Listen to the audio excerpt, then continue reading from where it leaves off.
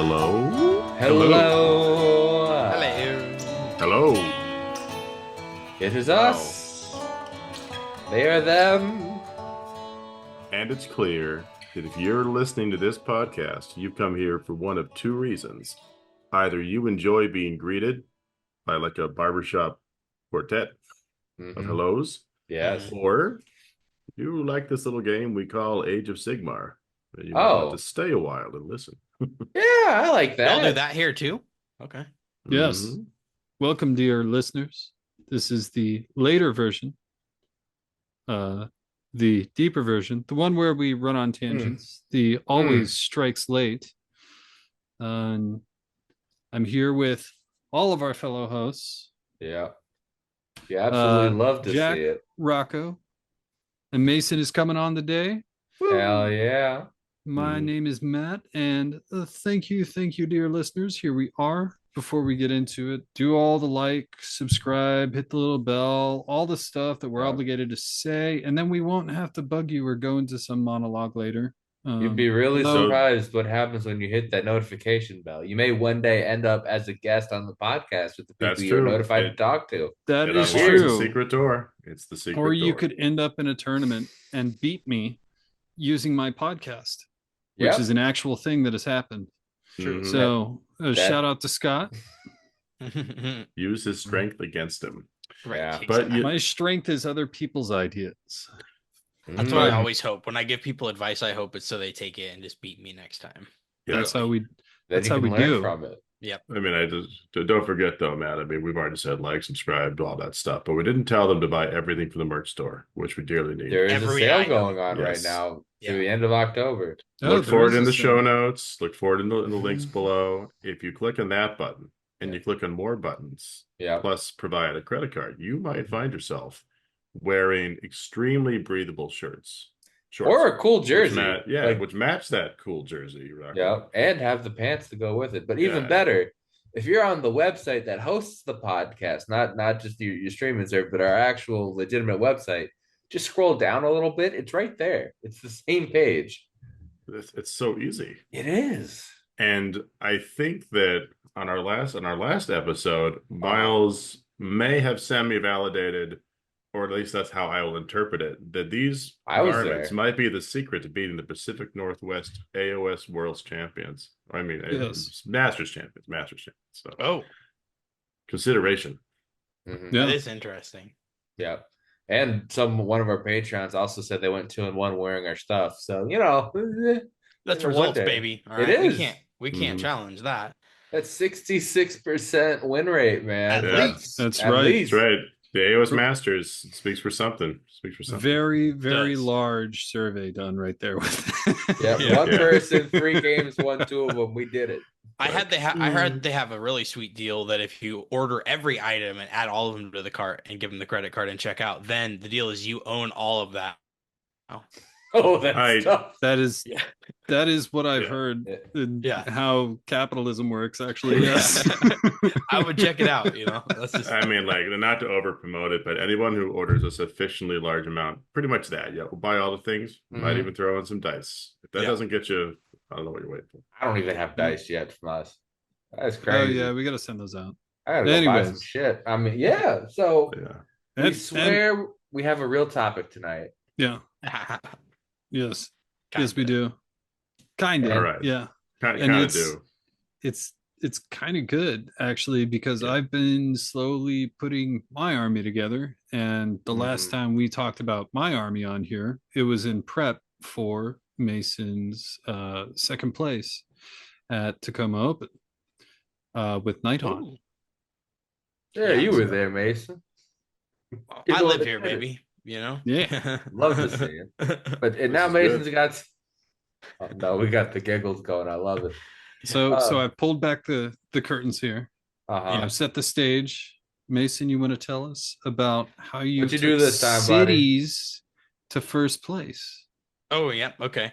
So there was a Portland down in a GT down in Portland. Yep. It was the But Get there- Rex. Was also a Portland down to Portland. Yeah, as you were about to exactly. say. Yeah, it was wild. It was also Portland in that GT.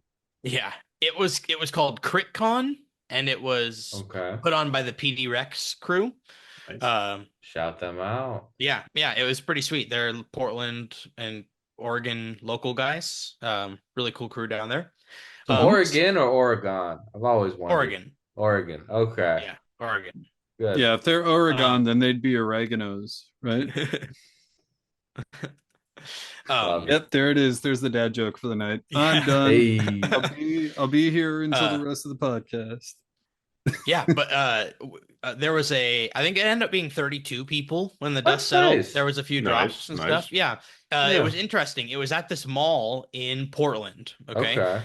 Portland's a pretty big city. It's like it's the Seattle of the Oregon area, in my ignorant opinion, but it's a booming area. Okay. But it was at this mall. Okay. So I just have to paint this picture because it was interesting for me. Growing up, baby.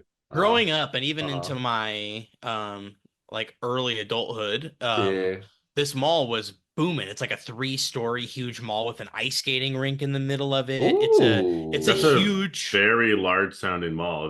Right, yeah, with a movie theater. Like the whole top floor was a food court and stores and the movie theater, and then 2 floors. Yeah, it's just a huge mall. Okay, so I remember this mall being like that. And so they say they're doing it here, and I'm like, man, this must be like a big event, because this mall is huge. There, and to my surprise, I've probably not been there in 7-8 years. This mall is like dead. Like, 30% maybe of the stores are open. Like nothing exists inside this mall. And so the con itself was pretty cool. There was the Age of Sigmar tournament happening and a Kill Team tournament happening, I think. Okay. And then quite a few different Portland and Vancouver and like Salem, I think, vendors came up. There were like 6 or 7 different vendors. There was quite a bit of foot traffic through the mall. I mean, like tons of people that were like walking by and coming in and looking at the armies and the event, like a little bit of a spectacle in some way. It wasn't like disruptive, but like more than you'd see at the normal game store, Nice. So that was kind of neat. But yeah, just like completely dead mall. Like one thing was open in the food court, like tons of things, but like all closed, not open. Like that's like a last gasp sort of mall. Oh my god! Was it the anti-ans? Because I feel like those things will survive nuclear winter. I didn't count them, but they were open for sure. Okay. That's not like a lunch vendor. That's a snack vendor. Yeah, that's a. I mean, get me a pretzel wrap hot dog. Because the like Dairy Queen Orange Julius hot dog stand that they call a restaurant was also open, but then there was like a Chinese teriyaki food kind of place that was right there. That was the only one that was really open. More the mall staple. The Orange Julius is like the other weak leg of the stool of strength you have. I'm with you. Yeah. Love me an Orange Julius. I love some like shitty mall Chinese food. Yeah. Not even really I had to make it happen. I did one day and one the other. I wasn't going to combo the two. Good. No. You have both together, you'll blow up. All right? Exactly. You'll implode. So, but we were all good. I will say, because it's been a thing we've talked about, and I know you're definitely wondering. He's going to say ritual both days. Thank you. I just got to come out and say it. Yeah. You didn't do the ritual? Neither day. I was kind of out of my element. All right. Because I was like couch surfing with a buddy, a club mate in downtown Portland. And so I got in and he was out and about. And so I went and just like found a restaurant and got some food and got some joints and then went and got, and his living situation has like a concierge kind of thing. So they got me up into the room, which was cool. Then I just hung out. And then he got home later, but it was pretty late. So it was pretty much crash and we were up. And then I don't really know where anything is. And so, but I'm driving into Portland and the mall, like I said, completely dead. So caught off guard, little unexpected. Did have a slightly different energy drink thing that my buddy had. It was good, so kind of broke ritual a little bit, but we were close. Well, a little bit. You still had an energy drink. Or something. It was some sort of vitamin drink, water, energy. I'm not sure. Like healthy or something. It was, It was like if a LaCroix was shoved caffeine inside, basically. Chemical conglomerate of not sound energy. good. Yeah. No, it was cool, though. It was fine. It was good. I needed something. Because was it Celsius? No, I like those. I think I don't have one nearby, but I like those. Okay. Yeah, it was it was a different Fahrenheit. It was the The Portland version, Fahrenheit. Yeah. My bad. You're right. Yeah, Like the most exactly. hipster of the energy drink offshoots. Yeah. No, but and not to knock it at all because it was totally fine, but it was just funny. Sure. But definitely broke ritual both days. Oh, Was feeling out of my element there. Also, I've been doing a no soda thing, and I broke no soda all weekend. Ooh. So yeah, Uh-oh. yeah, I did good when Okay. I went out, but like during the tournament and stuff, when I needed it, I needed it. So So this is Yeah. really interesting as a setup, Mason, because you departed from like the luck-based momentum that you normally would ride on, because of course that's what normally carries you to victory. Right? obviously, Yeah. Yeah, of And course. and you had to rely solely on the strength of the massively not overpowered, but definitely doing cool stuff, Cities of Sigmar army. yes. Okay. Indeed. So I'm building a bunch of great cannons right now. I've got Fusiliers, I got dwarves running around. What was your list, man? What do I need to know Okay. about? Yeah. So, I did something kind of crazy. I did a 5-drop. Okay. Because yeah, I like Ooh. it. I like in it. cities, you need the heroes. All right. Mhm. Almost All the all of orders. your allegiance abilities come from the orders, right? Yep. Mhm. And Yep, the yep. more heroes you have, the more you can maximize that. Because you Yep. can't cheese the move order anymore, meaning that a No. unit can only get it once, but they can all receive it, right? And Mm-hmm. the guys that get the move can then get another order if a different hero is doing it. So Yes. there's a lot of Yep. juicy stuff you can do with them. The more heroes, the more orders. So I went 5 drops, right? Because I was like, hell, if I'm 3 drops, I might as well be 5. I Mhm. ain't That's picky, fair. That's I love fair. that. And then you can null So deploy the crap out of them and say, hey, show me where everything exactly. is. Oh, I did it every single time. They were like, okay, I'm gonna do 2 drops. Okay, sweet. Okay, yeah. You go first. Nice. All right, I'm gonna put Toll's companions in the sky. Okay. Yep. Yep. All right. You do your thing. All right, cool. I'm gonna put Callus and Toll next to him in the sky. Finish Yep. up. Mhm. All right. And Let me so see your whole fucking yeah, deployment. exactly. Give me all the 'Cause juicy bits, I mean, baby. people can 1-drop counter if they really want to, but they get bored before I do. So Yeah. there's that. And also, Yeah. they're usually doing their thing, right? And I'm usually going to do my thing, but I am going to modify it slightly based on what you've just told me the story is about to unfold, right? So Yeah. usually I can tell what my opponent is going to do based on how they've set up now, and so I can decide how I want to receive that or what I'm going to do to unpack. So yeah, the 5 drops was really cool. Um, um, I had Callus and Toll and the companions, right, as 1-drop. I had the free guild marshal with the relic envoy, so the little foot marshal Yep. with the grand hammer. Yep. And then I Mhm. took him in a regiment as my general with the command corps. So they buddy up together. They give each other a 5-up Award. board. They Yeah. hang Mhm. out. They can receive if they have the little boy token, I call him. They can receive orders anywhere, which is Yep. kind of nice. Mhm. Yep. The token But boy. exactly. But Boy. I was using I don't them know as why that's so funny. bodyguard and the marshal on with the heirloom hammer as kind of like a little mini anvil slash hammer because it can be Yeah. pretty strong if you give it the charge order and send it in. So Mhm. getting Yeah. it's got like a juicy profile of a bunch of different attacks, really obnoxious, but it is pretty powerful. Oh, So nice. +1 to all of those is really nice. Yeah. The D&D Um, party. So yeah, wait. exactly. So you said you did the bodyguard thing, right? So is that the one where it's like -1 attack if you're near the general, the charge Yeah, in if on you know the the general, nice, and yeah. Oh. Oh, Oh, if you haven't charged. So if I'm And going to it's send yep. them in, then they're less safe. But as they move up, because it's just a group of humans, they just kind of creep up, right? Yeah. If you come into them, they're really juicy. Love that. I'll pause and say that I did have the Warforger guy Mhm. later on. He was one other hero that I took. Mhm. Okay. But he took the artifact, the Brazier, I think it's the artifact. The And it says regen that at the end of dude. every turn, you can bring Yeah. back D3 models to a Yeah. unit. Yep. Exactly.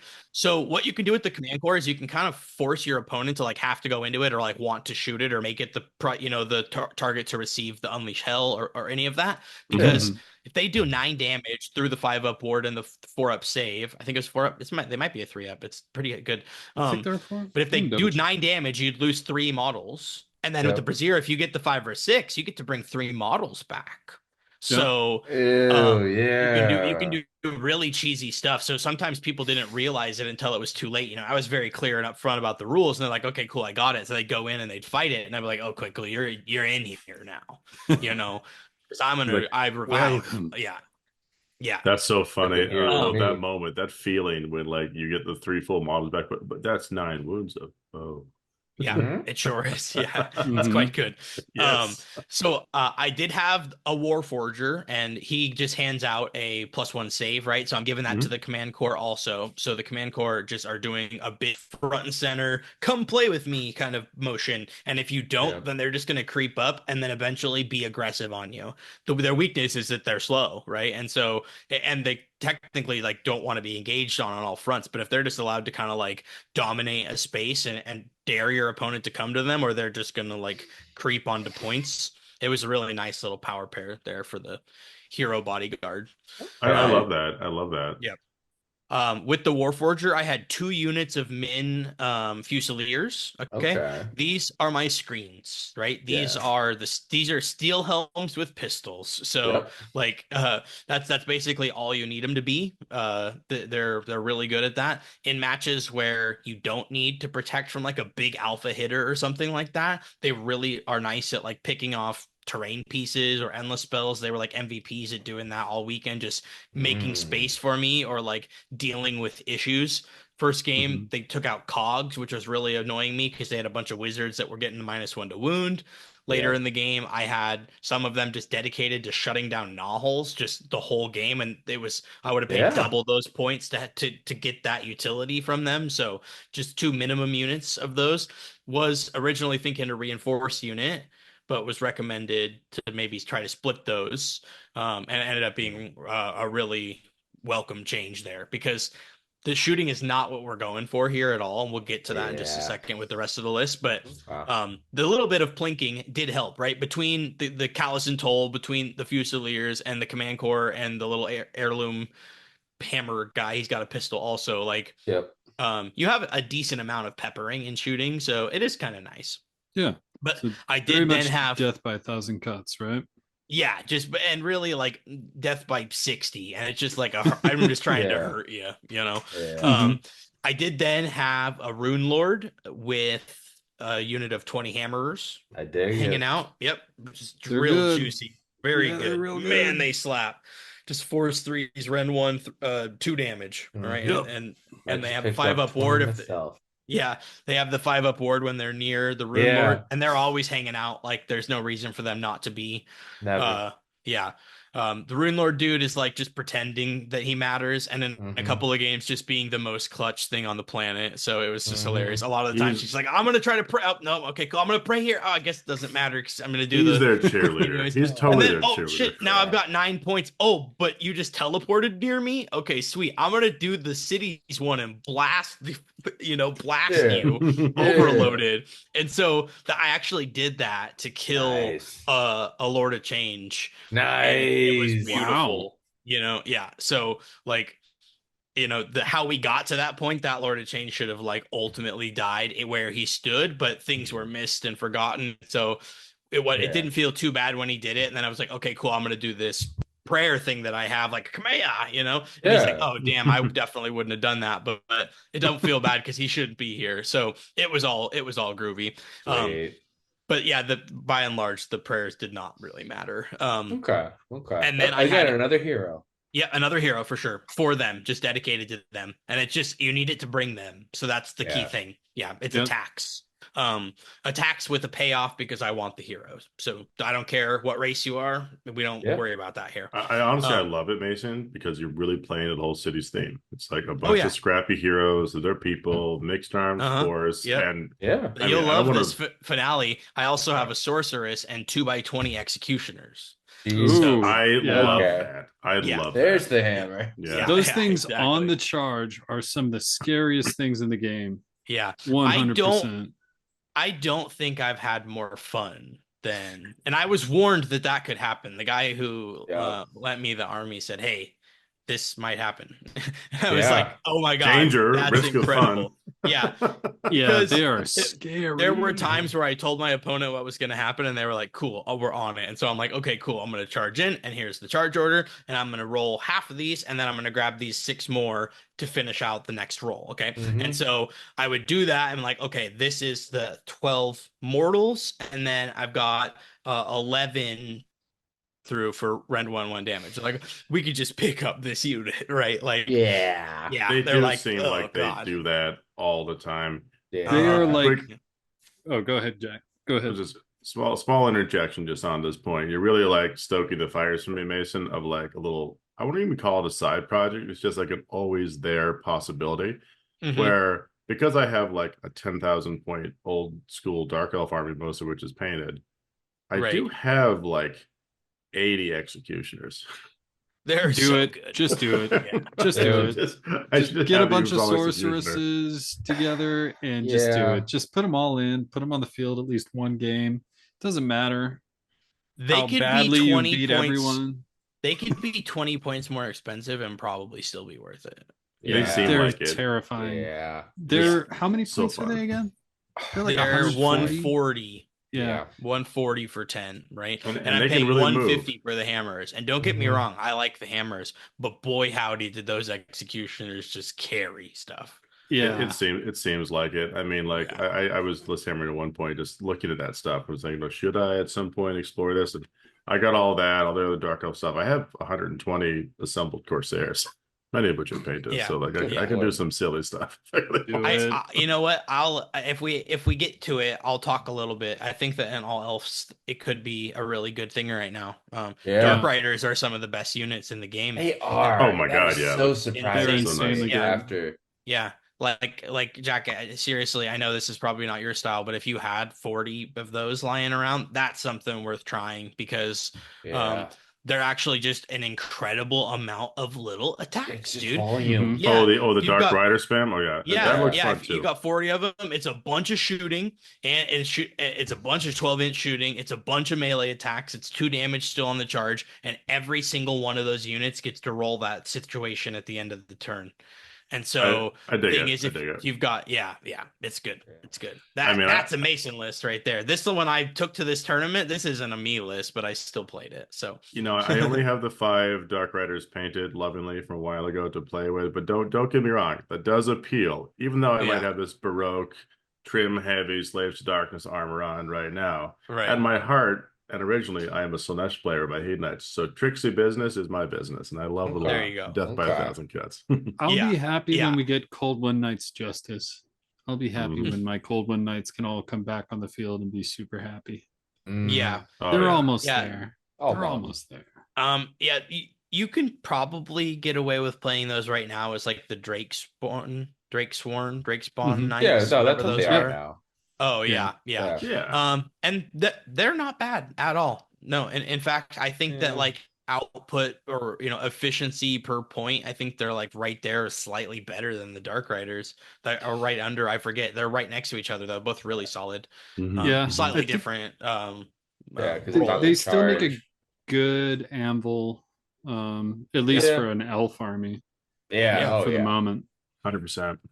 And actually, again, does a lot of volume on the attack. The elf, the fact that they're elves and the charge order is what it is with cities, it's gross because I haven't talked about the orders quite yet, but this one is +1 to your attack characteristics on the charge. Okay. And if you're an elf, it is also +1 to hit.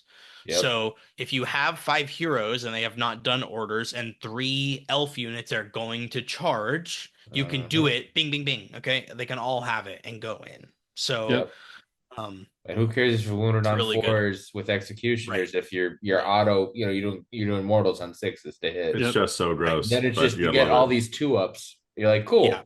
Math will come back in my favor still, even if I'm wounding on a 4. And the reason why it's so good is because then I can use one.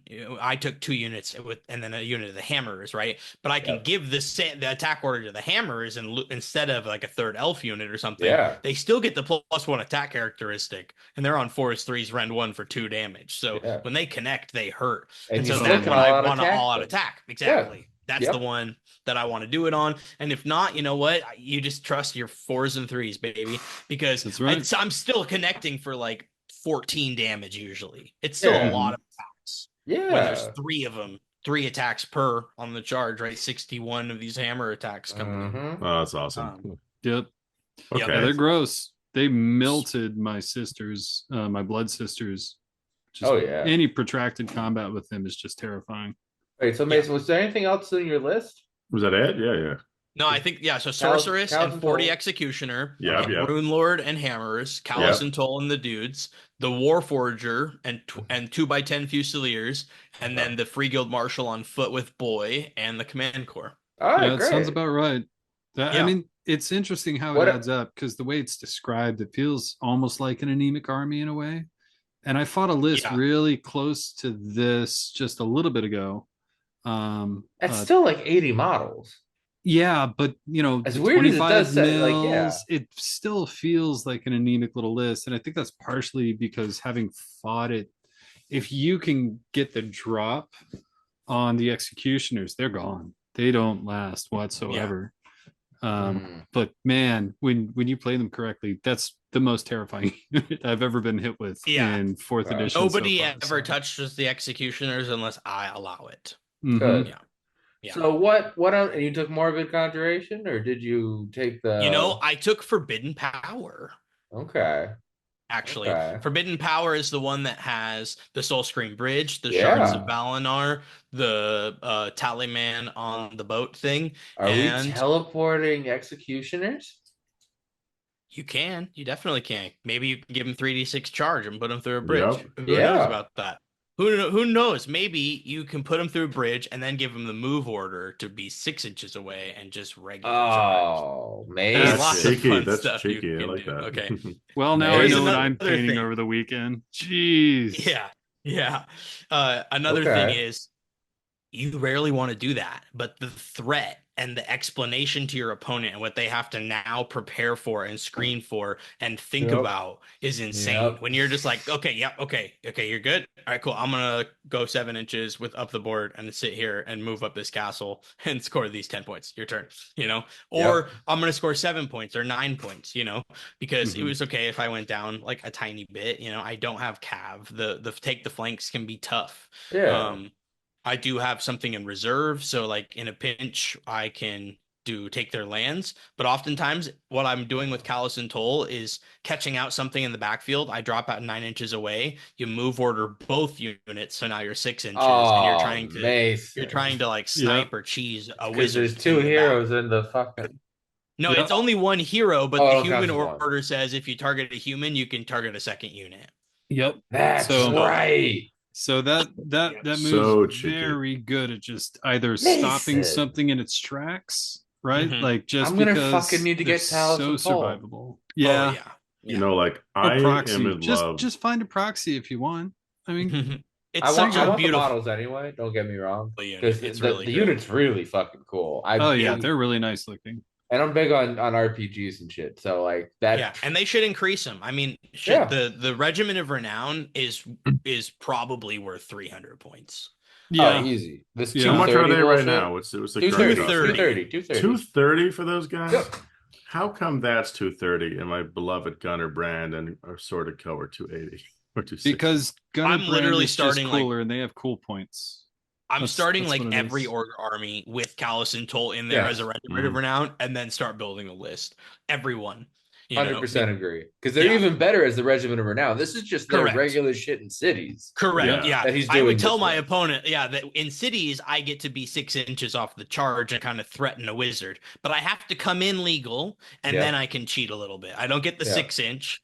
So I have to play fair a little bit. But also what that means is that drop in deep strike to take their land is usually not what I'm allowed to do, or not what I'm in a position to do, because that unit's actually being an aggressor, because I need the rest of the army to creep up the board. So oftentimes I'm dropping that and threatening something, and they have to think about the bridge. And the thing is, if they leave the bridge opportunity, I just do it, So it's no problem. I forgot to say that I'm also in the Collegiate Arcane, so wizards are +1 to cast. Okay, good.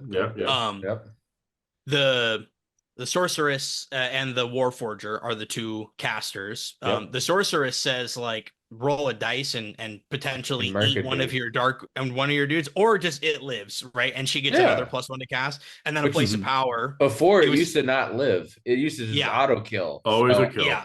Unlucky crossbowmen often. And so I was doing that like all tournament, and then hitting a place of power so that she'd be on a +3 so that I could use the bridge. Okay.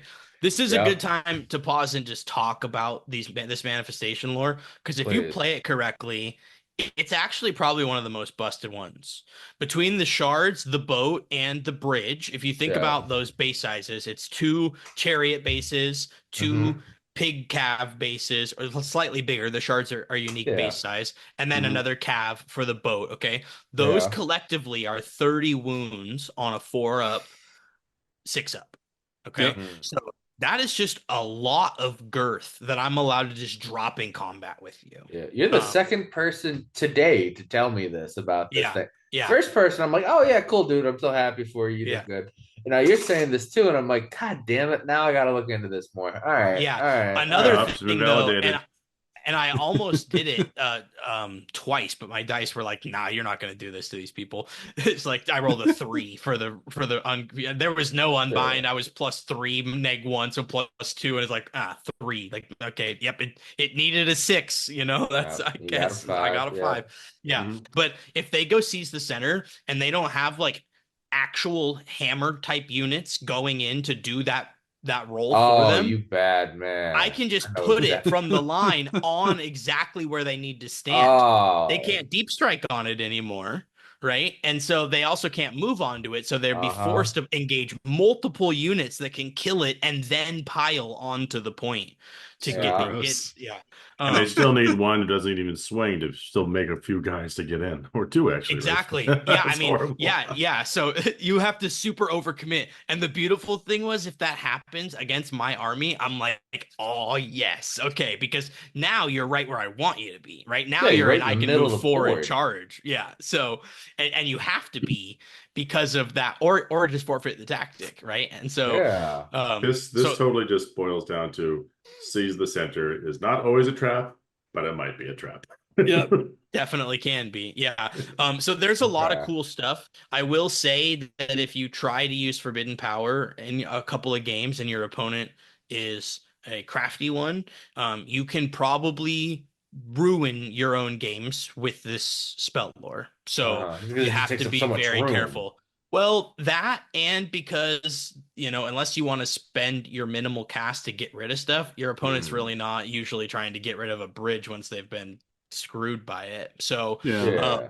what it does do though is the endless spells in general create charge anchors for your opponent. So, Yep. Mm. um, it can, if your opponent again is tricksy and knows what's going on, and they can use your endless spells against you by saying, okay, well, you're 11 inches away from me, but I rolled a 9-inch charge and there's an endless spell here, so I'm gonna move Yep. this front guy 9 inches, tag your unit. The rest of Mhm. them are all going to come in, and one of them is going to be within half an inch of that endless spell. Now, when I pick them to pile in, I've got 4 of 5 of these cav. They're going to pile this way, keeping the endless spell in. They're going to fight the unit that was 11 inches away because of Yep. this charge anchor, right? Yep. Yep, So, yep. you got to be really careful when you're setting up endless spells like that.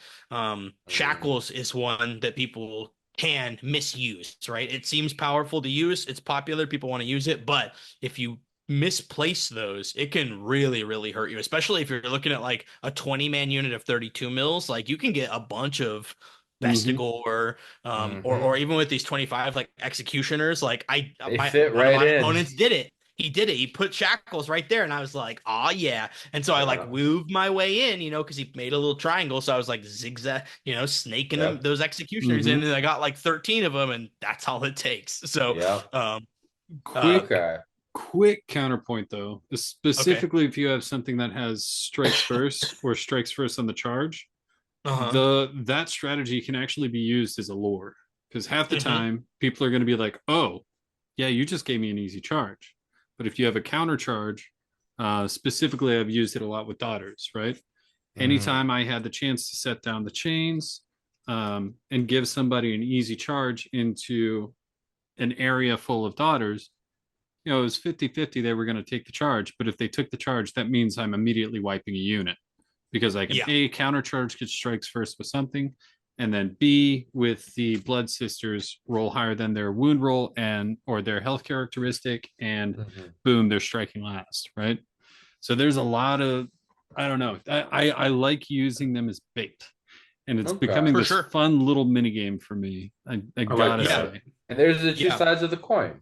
no, For real. Yeah, and the endless spells are really cool. I definitely Yeah. can see where the complaints come from. Like people aren't like unanimously fans of endless spells and how they work and what they're doing.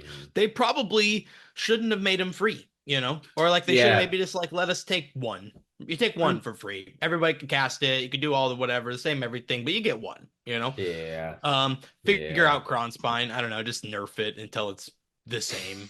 I don't know. Who cares? I don't know. I Like a don't think 1/3 Kronspine's size that. version of itself. I don't think Yeah, it's as but I scary mean, as it was. Oh, no, Kronspine- no. I just mean if you're So- gonna only give one endless spell, then just make the Kron Spine. You'll have to nerf it slightly, or it would always be the best if you only got one. So, Oh yeah. yeah. But Mason, back to you, man. So Yeah, sorry. what, Yeah. no, don't be. This is great. So game one, you walk up here in Portland, you're having a good time. You had your you had your Fahrenheit. Uh-huh. What do you get paired into, man? Yeah, what's I get game paired one? in game one is into Nurgle. Okay. It's a guy who I have played before. I think he's semi-local to the Vancouver, Portland area. Okay. He plays Fire Slayers a fair bit. But to this time he was playing Nurgle. Really interesting build. He had a Great Unclean One and Rodigus and Slimex. Oh, So going the nice, full nice, tree nice. bill. Okay. Yeah. So he was Interesting. doing a tree build, right? Mhm. He had a couple beasts of Nurgle to do that thing. He had a couple 3 units of Plague Bearers and Sloppity. So what he was trying to do was set up this like moving, slow moving slash plant immovable castle that he wanted to set up where like everything inside of it would heal for a lot. Yeah. If it ever took damage, it'd heal for a lot. It has -1 to hit because he would put the cogs in the backfield and then have one of the guys like trigger it so that everything within the bubble range was -1 to hit. Yeah. Then he was going to apply disease. It was just this like unkillable brick, right? And he was going to use So- Rodigus' spell to accelerate the damage and all that on top of it. I guess. And start spreading my stuff. And I actually kind of revive a fair bit of stuff. I want to do that, so that was going to be really annoying. But also a lot of ways to just heal the disease too, if I wanted to. So in a way, kind of obnoxious, but okay, I've got a built-in synergy kind of to counter this. Okay. Yeah. But I was a little worried because if I recall, we started on shifting objectives, and that's a tight deployment, and it's one where we got to go scrum in the middle. And most of the time, I want to scrum in the middle, right? But against that, I did not really want to do it. I needed to figure out a way to capitalize and like attack in a way that I could close in on it. And then when I decided to go, it was with critical mass, you know? So I think he outdropped me for sure, and he took first turn actually, which was a little interesting. Just to he push up just the kind of board? like barely crept up a little bit, sat on the middle objective, tagged the side one, set some stuff up. Then he made a really fatal mistake in my opinion, which was he used the Slimex to make a tree, and he put it like 5.5 inches away from my hammerers. So that he could try spreading disease, right? But what he did was he made a charge anchor for me. So I was like, okay, spend the 2 CP counter charge, roll the 10, move those dudes up. So these 4-inch dwarves now move 10 inches towards the side, and I have the tree in between me and the Great Unclean One. I'm not on the objective or anything, but I clap that tree with the hammers. But now I'm not in combat and 10 free inches, right? So really oh my god, big mistake because now that unit is engaged, and usually it takes me to like turn 3 to get that unit going unless I put him through a bridge, you know. That makes sense, but of course he was trying to dream that dream where he like diseases one for free and then like spreads it, and then he's off the races, right? Okay. Right. That's where like trees. I want to have like an entire episode about how to use Nurgle trees in like Nurgle itself, because I think there's like way different strategies to use them instead of using them as forward anchors, right? You know what? Like, I know don't just know. the guy for this, Matt. We could have a whole How to Make the Garden Grow episode and invite on Mr. Scott. Let's do that. Yep. Yeah, the trees are are really interesting, but in this game it was really costly of him. I forget exactly how things unfolded per se, but I was able to get those hammers into Hmm. Slimex and the there was Slimex immediately in the next turn and just kill him. So I shut down Oh the tree wow. stuff No and the more tree revives. production. Yeah, Yeah, yeah. because he was like 6 or 7 inches away from these hammers at this point, and I'm gonna move Yeah. forward and then charge again. So Yeah, and there's Yeah. no Uh, way he's going to survive that.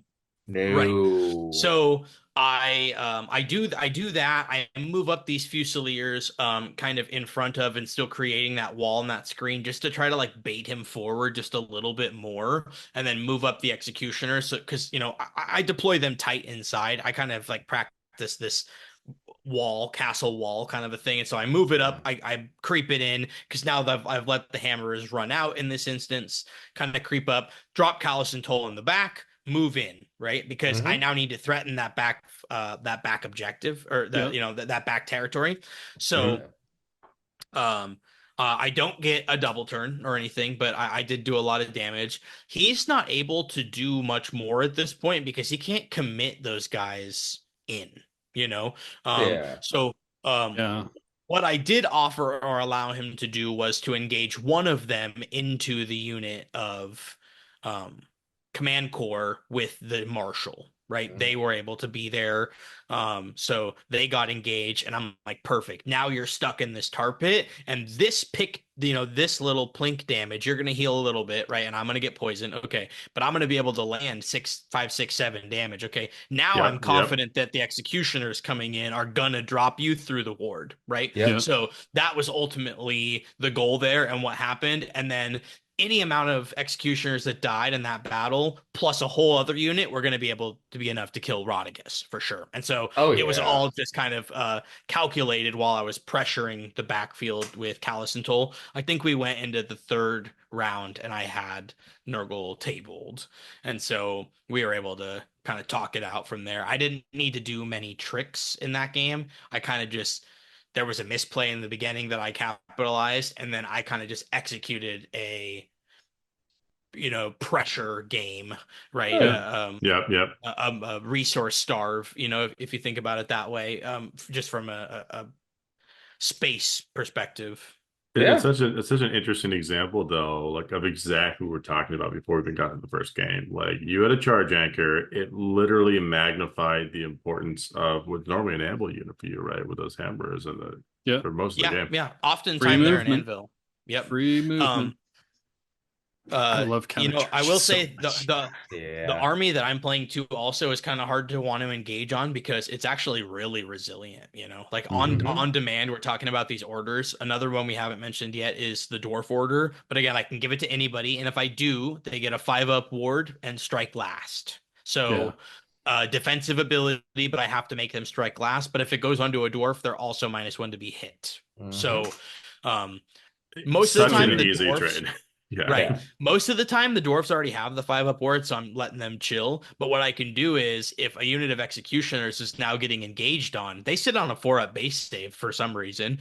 Hmm. And so Hmm. oftentimes I'm like, cool, they would probably just die anyways, and you only have one fight over there. So I'm just going to let them fight last, give them the 5-up ward. Now you're going to Yeah. kill half as many, right? Hmm. And I'm going to live to fight another day over there because there's only one thing, right? So Yeah. I could choose to do that 5 times because I have 5 heroes, right? So my army can be very defensive, Yeah. um, Oh, or very offensive, or very mobile. So that's what I would explain to my opponent, like, hey, I've kind of got all these tricks.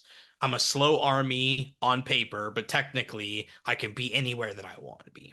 which is sort of like all, yeah, technically, but really you can do what you need to, which is all that counts. Exactly. Yeah. I'm always so jealous of cities orders and just in general, like the One envy neat is thing that I real. didn't know going in, and I was going to play gimping myself until I reread it. My opponent encouraged me. My first round opponent was like, "You should reread it. I think it can be any." But the human one says, "Do the order, and if you give it to a human, you can give it to another city's unit." I thought it said Yep. I had to do another human unit. Oh Oh, human, no. anything Yeah. else? Oh, jeez. Yeah. So I had just enough human units that like when I needed to move order on turn one, everybody got it Yep. because I didn't really care because everything resets when it goes to you. So if most everybody made me go first except for the first round and the fifth round. They made me go first. everyone got a move order. We crept up, we hunkered down, and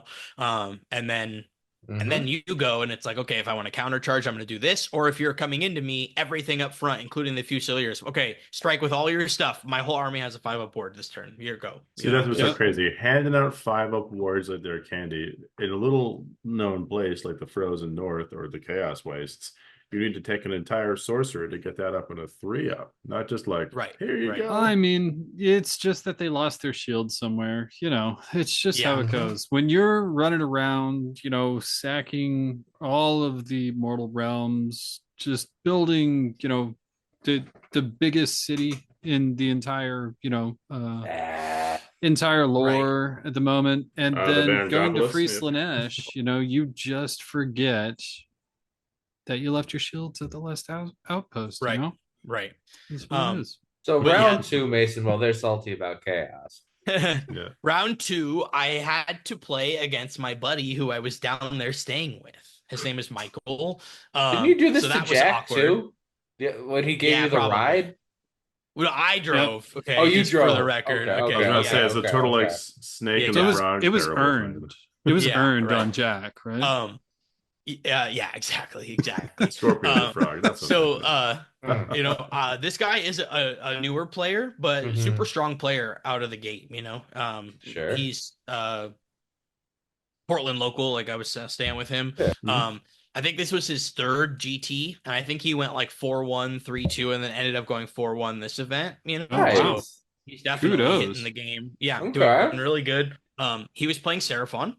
Nice. And he had Morbid Conjuration, of course. So he had I'm looking at the list up here. Slan Star Master, Hunters of Huanchi, and then a unit of Reinforced Croxigor. Okay. Then he had a Skink Starseer and a second unit of Croxigor Warp Spawned. Reinforced. A second unit. Okay. And then two units of 5 Raptidon Chargers, and of course Saviors of Cityfall, which is Callus and Toll. Yep. A really interesting list, right? I kind of like where this is going. I think I could toy with something like this and be happy when I need to play Seraphon eventually when that time comes.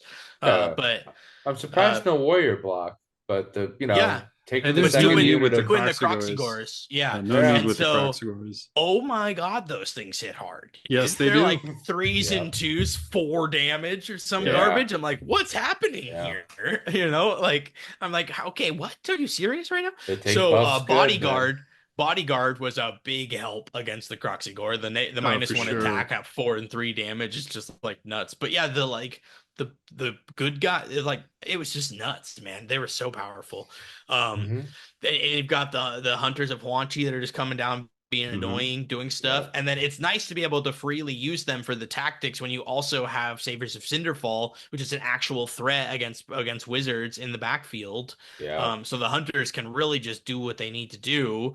That was really annoying. I think part of the reason that helped me is that his Callus and Toll unit had decided before the game that it did not want to engage my units. It chose the pacifist approach that game. He didn't tell the unit didn't tell that to Michael, so he was unaware that he was not supposed to be giving those commands. But the unit itself is like, we're not doing it, So so that was helpful to me. Hard to say. Hard to say how big of a role that played, but a non-zero amount for sure. I got to say, interjections from Mason. I think the narrative player in me, and certainly in Rocco, say this is too good. First of all, like these weird, like cesspool or whatever they spawn those lizards in, clones of Callus and Toll pop down, all self-righteous, and they realize, wait, are we reptiloids? Because there's Callus and Toll over there, and the cities we claim to love. They couldn't fight you. They were the "Are we the baddies" meme, weren't they? Ape doesn't fight ape, okay? And Jack, I don't know if this helps the narrative just slam dunk it for you, but it did for me that those were 3D printed Callus and Toll, so they were not the real Callus and Toll. They literally were like they saw that they were a pale imitation. Exactly.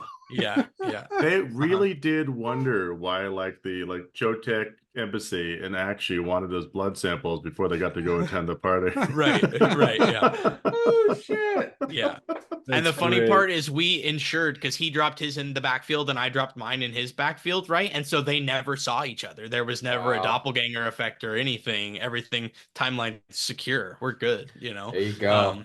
Oh my God. He Yeah. just showed up, looked around, and said, "Something's wrong." Right, right. So this one, I definitely have a bit of a knowledge Yeah. level up on Michael, but he's doing very good. He's a really strong player. And we talked, both nights, and I'm like, dude, you should feel really good about what you're doing day one, and definitely how you finish day two, like third, second hell place yeah. or something like that. Yeah. But really, he played the game really well. Those Good. dice rolls were pretty bad. I almost punished a mistake early with the Starseer and got Callus and Toll juiced in, but he rolled a 6 on the redeploy. So Ooh. nice. Okay. yeah, Okay. but it did then have to make the Starseer like come this way, like directionally closer to the front line, and then now in front of the castle, and he was not safe that way. So they were now having to retreat together farther away. So as I crept up, he crept away, which the goal was stay outside of 18, stay outside of the casting range. Yeah. Yeah. So this unit, this army is really neat, right? Because it's got 3 units to deep strike, 2 fast cav, 2 huge blocks that I don't want to touch, and then 5 casts, bonus casting. With that tower, I think is like better now than it ever was. Apparently, both hero phases just blow up a piece of terrain. That's freaking gross, dude. So It painful. is. It's just awkward So to painful. place. I mean, That's Comet's all it Call is significantly weaker, but that is insane. Thank the you know? Lord. Well, I Thank the mean, if Lord, you mix that in with Call. Comet's Call and everything else that they can do, like I feel like Seraphon's a little bit more well-rounded now and like dependable. It is. Not like if then all the time like they used to be. I just think that you could have kept Comet's Call board wide, D3 units take D3, no juice, no buff, just that, right? I think at its baseline, Comet's Call was never busted. It was the fact that it like could be D6, and so it could be like 18 damage on like just luck with hardly any challenge because of the. That's where I'm at with this. I think it was more. I think it was more that it was unlimited, right? For a while there, it was unlimited. No, I don't think so. I think it was just the one, but it was just powerful. It was the Croak one that was unlimited. Yeah.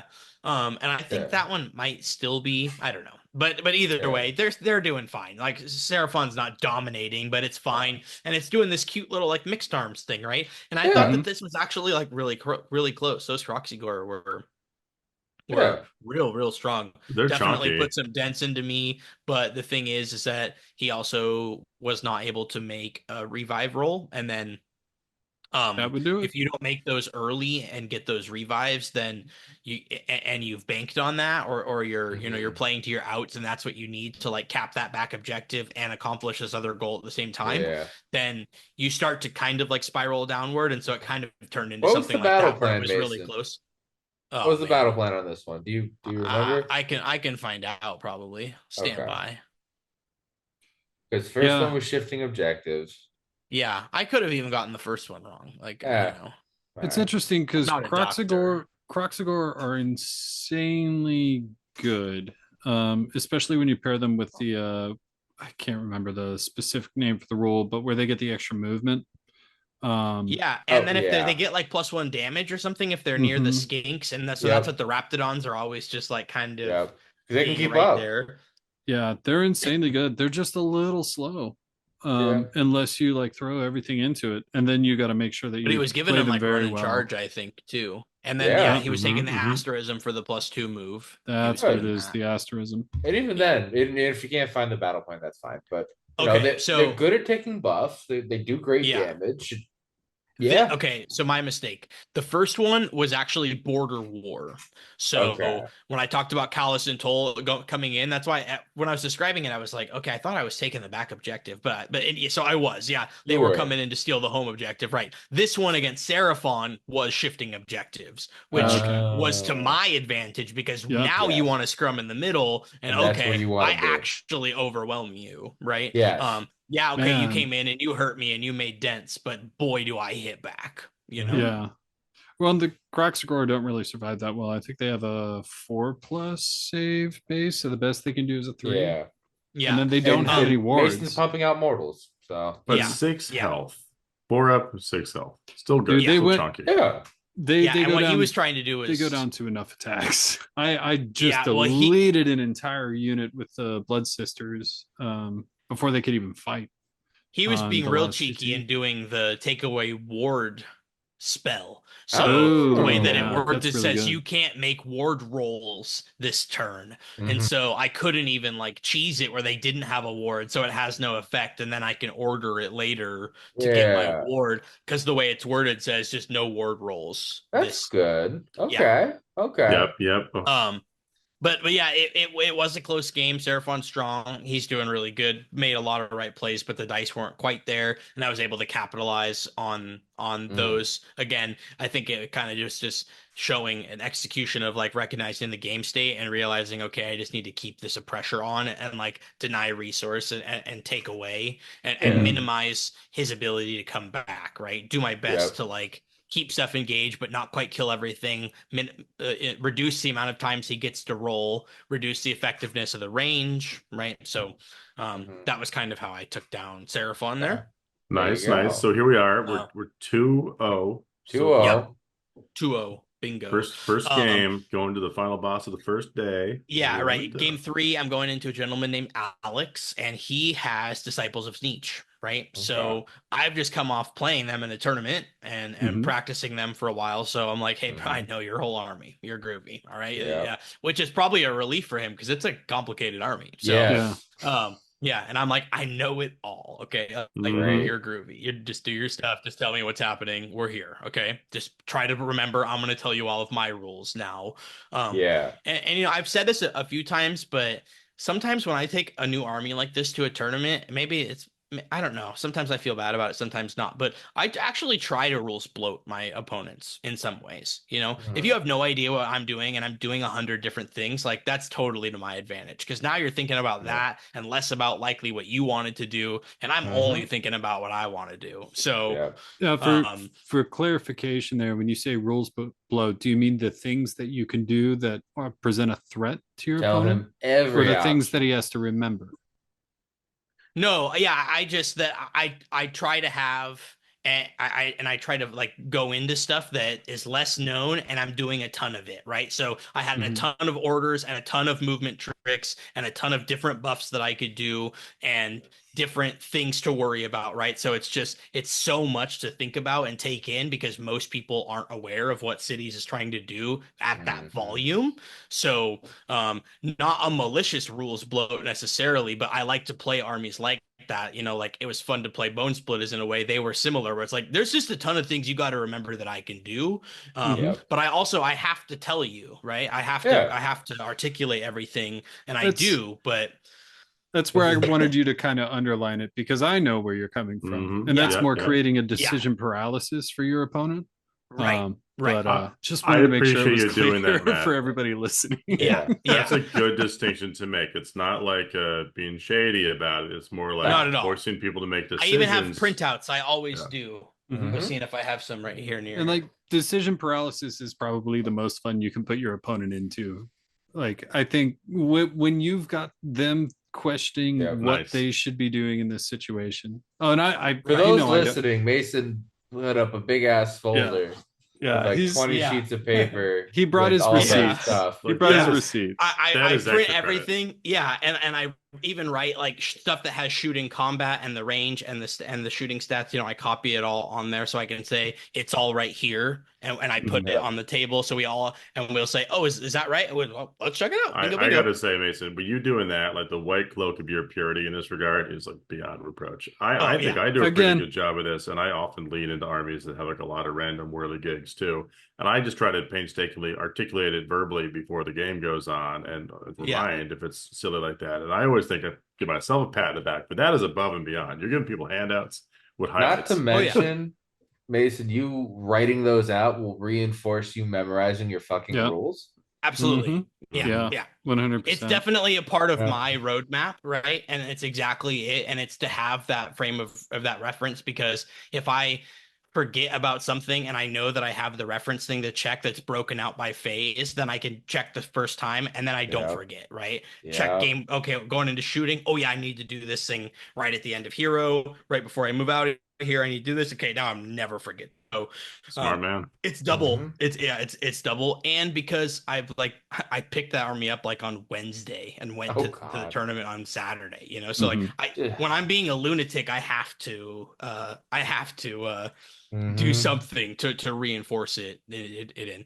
It does help that I know basically every army, you know, Yeah. Yeah. and it does help me at tournaments like this. And it's got to be tough as an opponent sometimes when I know your army sometimes maybe better than you do at this point. Like if you're playing New Yeah. Skaven, like I've got a lot of time into Skaven, so you're playing them here, so I fully believe in you. But like again, you don't have to tell me anything. But Yeah. nevertheless, tangent over. Round Yeah. 3 into Sneech, right? Hmm. He's got a lot of rules. I got a lot of rules, but he has to learn all of mine, and I know everything that's going on with him. Yeah. Mhm. He makes a couple of like interesting decisions that put me in a weird predicament because we're playing on the Vice. Okay. So Mm. I have a good scrum in the middle, and I have enough bodies to take objectives. But what I definitely don't want to do is keep anything at the back of the board, not there, you know. Yeah. Mhm. So I'm gonna have to do that with the Fusiliers, right? Which Yeah. leaves my front end a little bit more exposed. But Yeah. that army has to castle so tight that he like throws some screamers on the far end on one, and then everything else in this corner. And so I decide, Okay. okay, I'm gonna do a bridge cheese and get some stuff in. Mm-hmm. Um, To start off over the so middle. Okay. yeah, so he was able actually to get out one of the endless spells. He countercast the Sneech head bird head endless spell Mm-hmm. thing. That did just Um, get changed too. yeah, Yeah. yeah, and so and he was able to really stop where I wanted Callus and Told to be coming Mm-hmm. and where I wanted the uh teleport thing to happen, right? So I kind of ended up having to pivot that. I still was able to put the executioners into something and just lift it, but be in his backfield. Like, so when that objective moves into round 2 or whatever, I'm there with a unit of executioners through the bridge. This was actually like Nice. one of the games where I used the bridge like 3 or 4 times because later I Mm. sent a hero through it, and then the next turn I sent the hero back to the other way because the game had shifted back down, and so Yeah, like yeah, yeah. yeah, it was one of the few where I kept using the bridge, but Nice. usually it's a single instance of that. Okay. Yeah, so going into the second round, he had kind of taken Skyfires and shifted them all the way over to where my back Do you have objective was his going to list, be. Mason? Yeah, I do. He had Kairos and a Mm-hmm. spawn Hmm. with Okay. a unit of screamers, a reinforced unit of Skyfires, and then the changeling, Ooh, the Okay. two cool. cast teleporty Yep. guy. Yep. Mhm. Um, then additionally, he had a Lord of Change with a unit of 10 blues, a Mm. unit of 10 pinks, and Okay. then a reinforced unit of flamers. Okay. I like that So list. That's a good really list. similar to what I played, but modified for the new points, right? So a little bit Yeah. less pinks, a little less blues, and then a unit of flamers that reinforce instead of the second Skyfires, just to account for the Yeah. point increases, right? Mhm. And the And, extra hero, the yeah. teleport hero is really juicy, but And to um, be fair, Flamers being anti-infantry with D3 damage is still really nice. Yeah. yeah. And you can revive them for the Yeah. dice, right? Yeah. Off the Lord of Change. So really nice.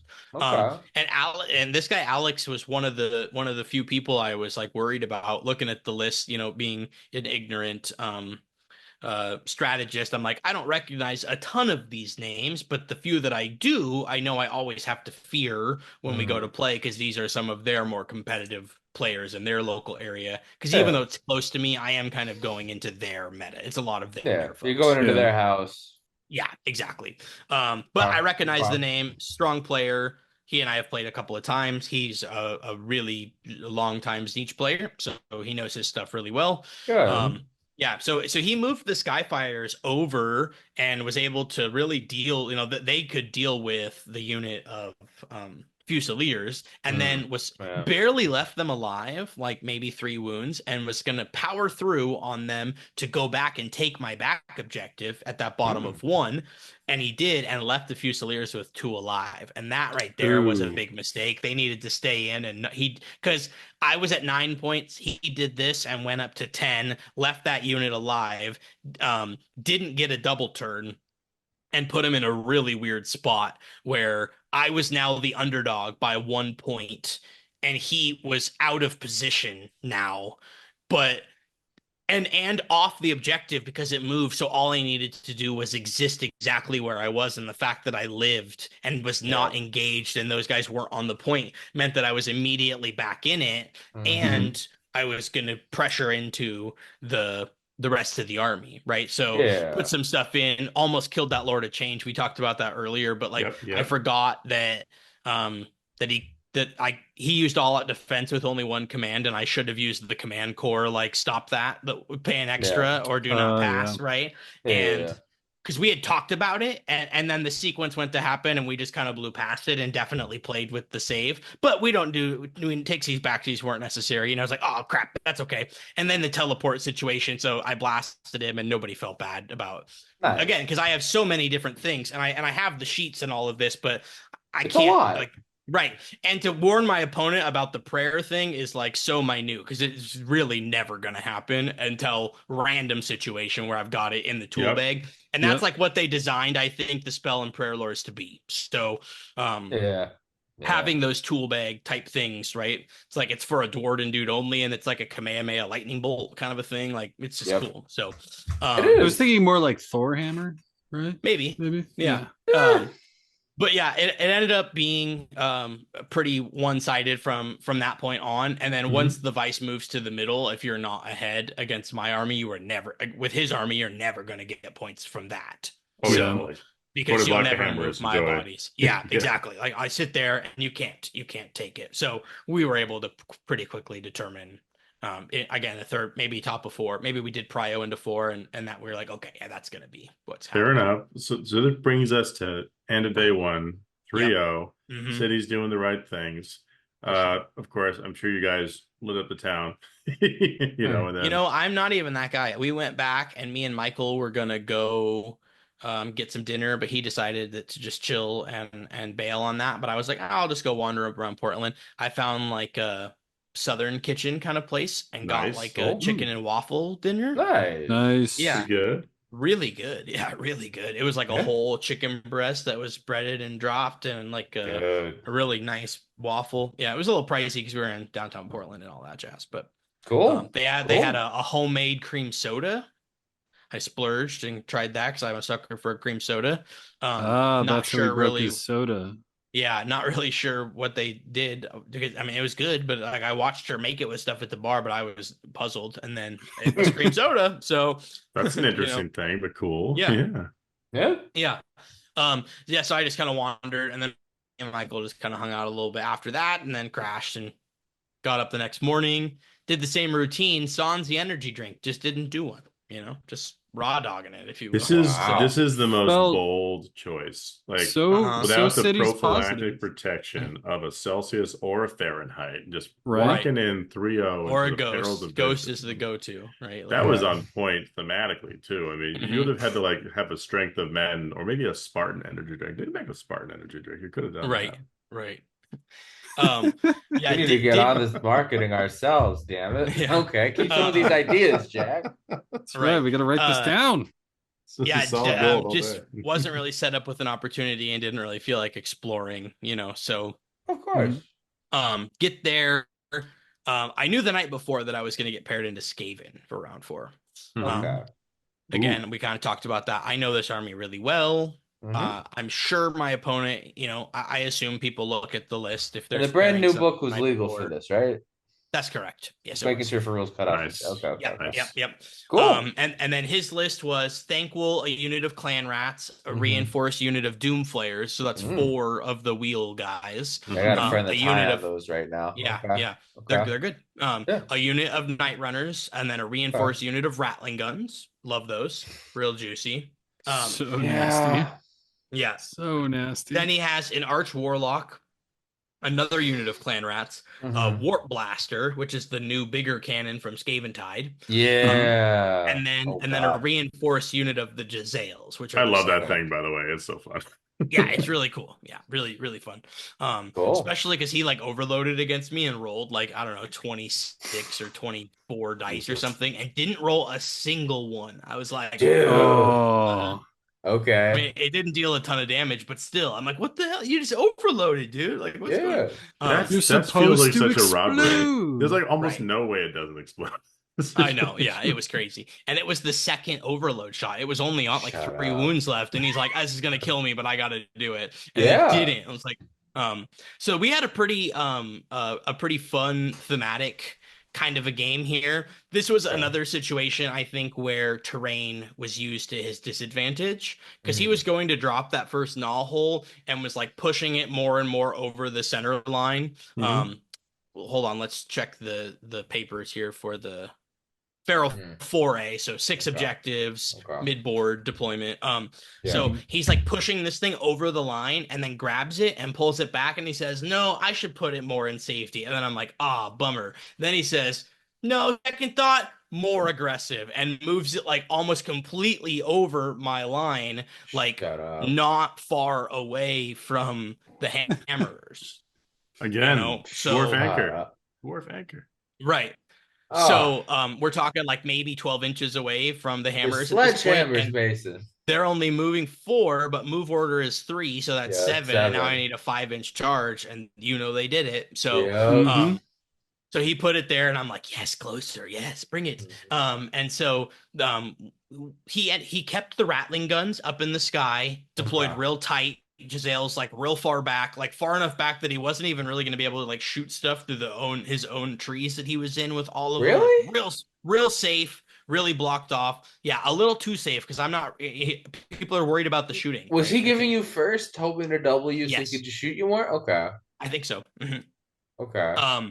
Yeah, so he gave me first, was really far back, whatever. So I move up the board, I do some stuff. I definitely charge that gnaw hole and kill it. So he's only got the one in the back, right?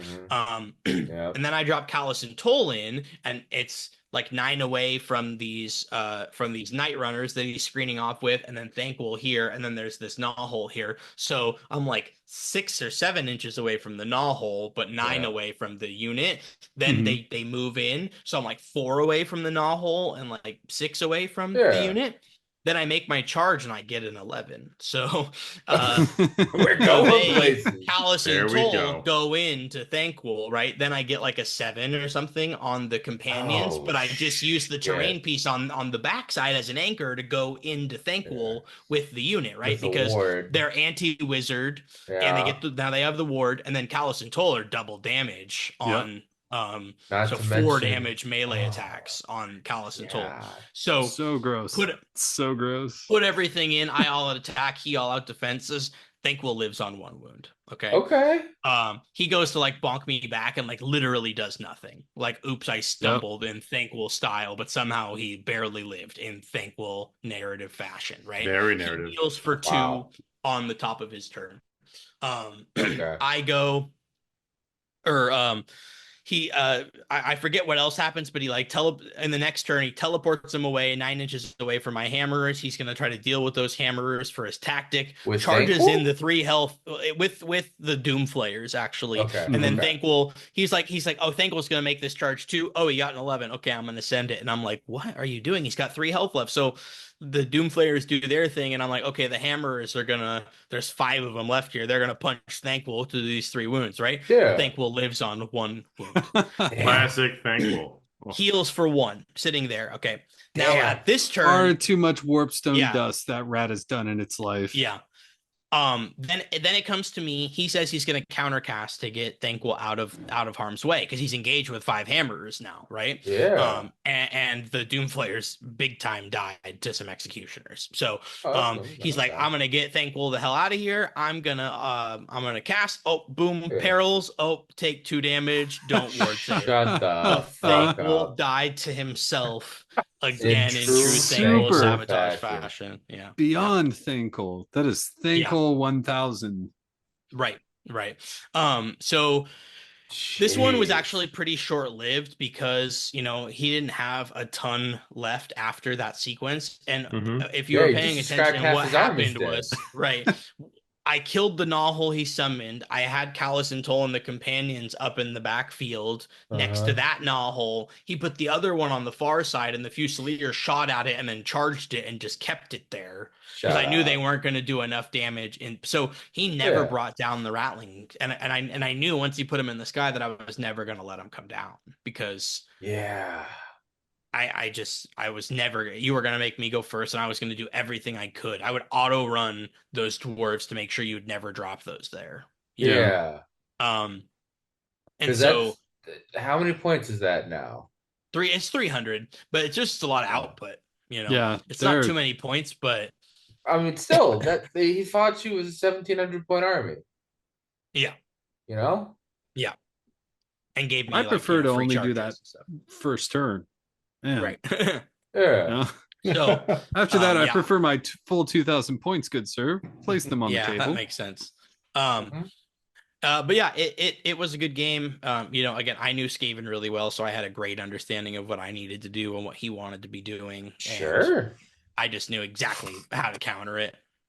Oh, But I like love Skaven. it. They're strong, and he was the local. He's part of the PD Rex crew, so really awesome Wow. to see those guys. Going into day 2 undefeated, all of that. So Nice, very nice. I was rooting for him. I wanted. So then, game 5, I was going into Beasts of Chaos. Oh, the Trixie's yeah. fixing us. Yeah.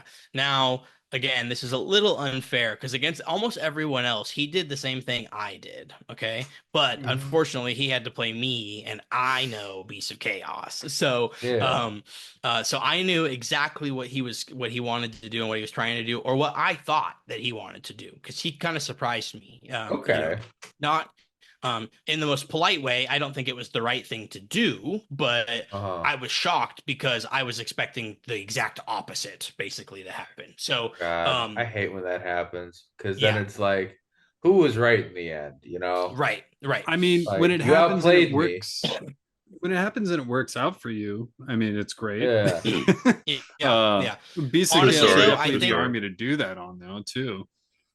I think like on this mission, this one was the weird deployment close to the chest. Mhm. Okay. So really kind of a weird funky Yeah. L shape with some hard deployment. So he had to put the faction terrain piece in a pretty dangerous spot, and he was deploying like everything off the board because he's got like Bestigor, Doombull, Centigors. So he wants to like Yeah. drop them in and then move them forward and Yeah. do a big smashy. So, and then he was playing the Nurgle Regiment of Renown Interesting. with the priest and the Puscoils and the Blight Kings, because it's like a big -1 to hit thing. Then you put up the Dirge Horn, which just says friendly unit, so then they're -1 to wound also in this like moving bubble. They have the 5-up board, -1 to hit and wound, kind of tanky, kind of juicy. It was cute, so that starts on the board, kind of like castling around the Herdstone, and then everything else up in the sky. Okay. So I knew he was going to do that.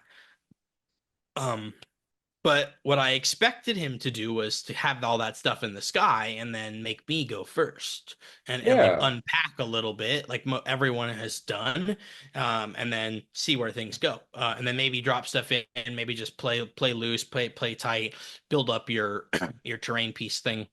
Did he think you deployed funny? And he's like, I think that he thought you got the Rend on turn 1.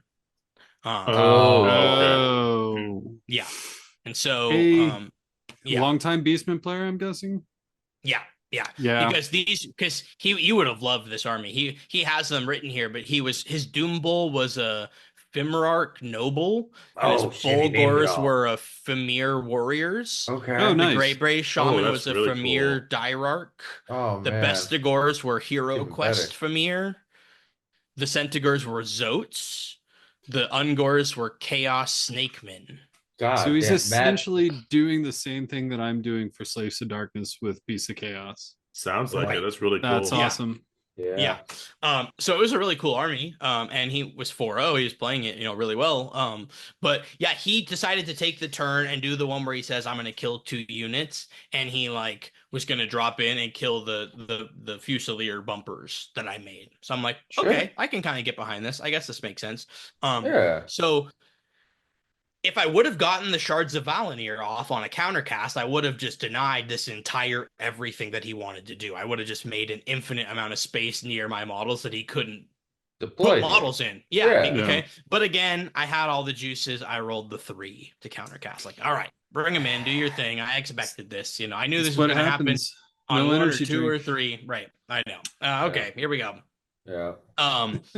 So he puts the Bestigors in. Boom, they're gonna come kill the 10 for sure. He gets a little bit of a nice setup with the Doom or the Bulgor, so they're like threatening a hero, and then the Centigor come in on the other side, but they have the thing where they can change one of the dice to a 4-up when they charge. So you put them away from everybody so they could go in on their own. Now, Bestigor came in and definitely killed the 10 Fusiliers, but he was 3 inches away from 20 Executioners.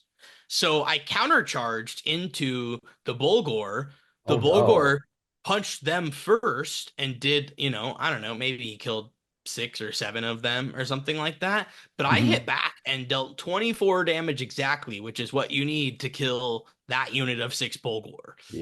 So on his top of 1, they came in and we basically traded the same amount of models, but mine was out of a 20-man, 25 mil base unit. The Bestigors did. Oh, I got a sidetrack. And that's why I really don't like the Bulgor lists. I've never liked the Bulgor heavy lists because if you aren't getting the charges out of them, which is so much harder to, not harder, but it's so much easier to disrupt now. Right. If you're not getting the charges out of a Bulgors, then you're not getting the amount of damage that you're paying for in the points. Yeah. That is why I'm always going to lean on Dragon Ogres. Big Dragon Ogre stand here, but rightfully so. But when we play on Thursday, Matt, I'm gonna play Dragon Ogres, but I am taking a Doom Bull and 6 Bulgor still because the missile is good. You just need to play it like a missile, right? You don't just like shoot a missile into the front wall when you only have 1, right? You hoard that bitch like a dragon and you use it when you need to. And very well put. Right. When you deploy the missile correctly, it's very strong, right? And paired with like 15 Dragon Ogres, you're not going to know when to really prepare for that missile because those Dragon Ogres are coming at you. So that's what I kind of want. That's what I want to test on Thursday. But yeah, I'm terrified of that. Yeah. So But anyways, into this game, the Centigor did not kill the Fusiliers, right? Because because I gave them the ward order. So I'm like, okay, you'll fight last because you'll die first, So that's the thought, right? Yeah. So I just do it. I live with like 4 of them, So he fails the tactic, and they're there right next to hammerers. My executioners went in and killed the Bulgor, and I'm now just outside of 3 inches with almost all of these next to the Bestigor, right? This 20 block of Bestigor. I bring back D3 of those guys, bring back a few, rally, bring back literally 6 off my rally. I 6'd the dice roll. Wow. Yeah. Okay. So full unit of executioners. I send that in on one side, up the other little side, send in the pack of the general with the bodyguard unit with the command corps. Those 2 units kill that Bestigor unit, right? So the Centigors absolutely got deleted by the hammers and the other stuff. And then Callus and Toll went in and took out the Greybrae Shaman in the back who revives their units on a 4-up. Right. Yeah. So just on the bottom of 1 right there, his army is gone. He only has the Flugoth's Shutter Hood. Just hanging out around the Herdstone like, well, what are we doing here anymore? Because I ignored them. I'm like, whatever, I'll kill their stuff. And I knew I needed to kill the Greybrae Shaman the second it touches the table because it can keep bringing stuff back on a 4-up at half strength. Yeah. So You got to keep that thing alive if that's what you're doing with that, and yeah, it's really important. But And you've got a unit of witch hunters that deep strike and can give the move orders so they're 6-inch right, charge, and right. they And kill If you're wizards listening to just like this, that. Yep. yeah, if you're listening to this and you've listened this long and you're gonna play Beasts of Chaos in fourth edition before they go away, you got to keep that Grey Bray Shaman for as safe as possible. The cast is not worth giving up the revive, so you can keep it in Never. the sky now until turn 3. It's an old Beasts of Chaos thing that they had to come in early, and they don't anymore. They can come in turn 3, but you need to bring that in when something is going to die and you're going to capitalize immediately on the revive. So if not, and there's any way that it can die, your opponent is absolutely going to gun for it because it's too good to ignore. True. Almost should have parked it behind the shutter hood. Just been like, all right, come in the bunker. Yeah. He did hide it behind some Ungor, but Callison told her sneaky little shits. So. Yeah, they got range too. They could shoot past. Well, Anyways, guessing started blasting. Anyway, it started blasting. So you showed up, you took it down. Epic interactions there. That's a really interesting sort of piece of chaos game. I'm certainly, from my few experiences with them in fourth, very much would have expected what you expected. Like having to wander around for them to wait for an opening to punish you for it, because it could be anywhere. In a lot of ways, I look at the list that he did and I'm like, that is what meta Beast of Chaos players are playing. I'm not surprised you're 4-0. He said he hadn't been playing a much of second edition. Or sorry, fourth edition, whatever the new one. Who cares? Whatever edition we're on now. Yeah. So he was saying that this 5th game was like maybe his 9th or 10th game. Edition, and that makes total sense with missing the -1, right? So yeah, and he even kind of told me, sorry, spoiler if I'm spilling his juice, but I told him totally not to worry about it. But he's like, man, I feel really bad. I feel like I should go tell them or like forfeit my games or do something. And I said, listen, that's honorable of you, but I don't think you did anything maliciously. And here we are right now. Nothing's gonna change now. So you could go apologize to your opponents one-off if you want to, but I don't think you need to go make a whole thing about it, because I'm telling you right here, right now, I don't think you were doing anything maliciously. And you can't even tell me full confidence if you did this, because I'm the only game that he went first in. I was the only person he tried to alpha like that. So who knows it if it even mattered. That's a very fair thing. And if he's listening out here, he should feel better about it, because everyone makes mistakes with that sometimes. And you torture yourself over that stuff because you wonder if it turned a dice. But if he wasn't like alpha-ing and relying on that every game and that's somehow turning it, then it's even more in a safe zone in my mind. So totally right with that. And I'm just a random nobody, so who cares? But I was like, dude, you have everything, like you're fine. I'm full confidence telling you. Shut up, Mason, saying you're random nobody. Random nobody with a 5-0. Who walked off the street with a 5-0. That's but to him, I'm just another guy. But and the thing is too, is like Beast of Chaos is a very complex book in its own way, right? They've always been a complex army to play, where you have to be thinking at least a turn ahead, 2 turns ahead, right? So it's like, if you're going like new into 4th edition, like come on, man, like what is the one thing that you think you're going to depend on that's going to be the same? Oh, they changed the rules for the Herdstone. Classic Games Workshop. Every single other you already have to worry about the people who are trying to kill it now. So if Beast of Chaos can have any consolation, is there's no chance they'll change the rules again. You'll have plenty of time to learn it, buddy. That's fucked.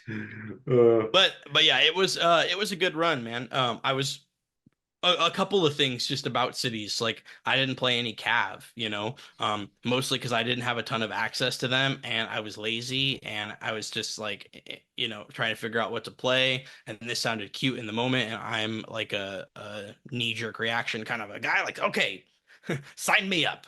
I had to submit because I was already late to sign up for this tournament, so I was like, boom, we're sending it. Somebody's gonna give me this carrying case with all of these models, and I'm going to walk to this tournament. So I just love that that's how you set this one.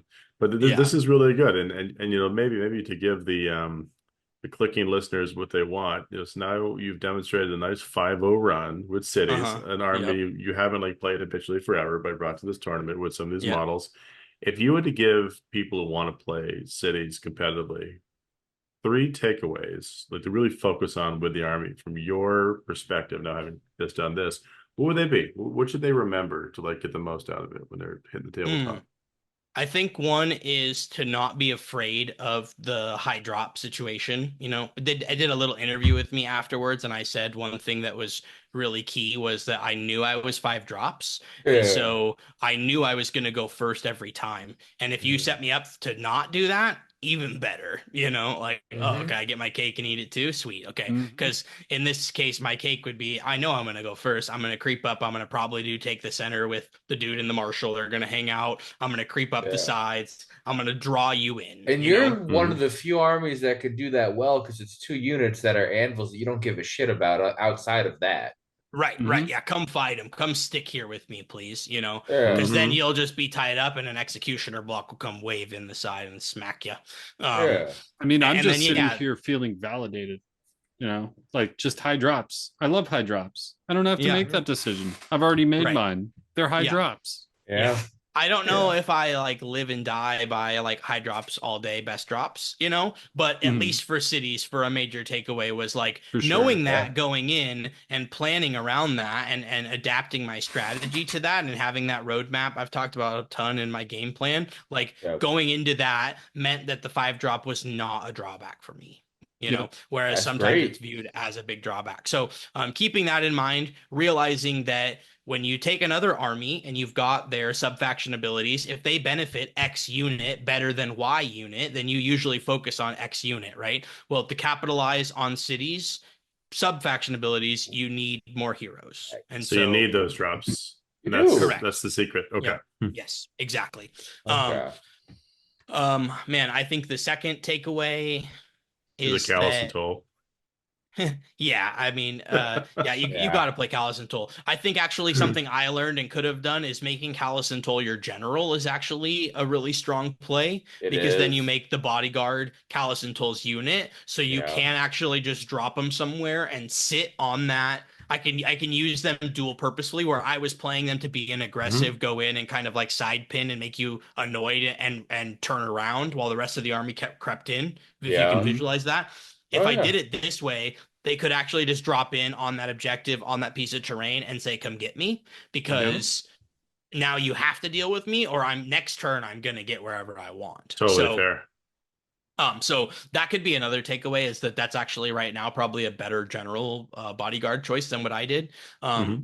I think the third thing is I would not suggest most people emulate my list exactly because I think that you could have success at 4 drops. I don't think that like 5 is the mandatory thing. I think I handicap myself a lot by not having Cav, right? I just like Yeah. took what I had, which is a weird thing to say because I borrowed all of it anyways, but I just like didn't want to go around town. I didn't want to, and so I tried not to be too greedy about it. I said, okay, what am I working with? What's painted? Okay, bing, bang, boom. And I threw some shit together, right? So I Yeah. think that you can refine the list a little bit, but I actually think that if you took my list and you started practicing a couple games with it, you would then realize that you can play it in a lot of different ways. So it can fit a Hmm. lot of different play styles and strategies. And then you can figure out what individual players, and by that I mean like specifically regiments in this army, because the executioners and the sorceress, while powerful, you could just do another rune lord and 40 more hammers, right? So they're all kind Yeah. of like 5 blocks that Hmm. make Megatron in this case for me, but any one of those could be swapped out with a different block, a different upgrade, right? So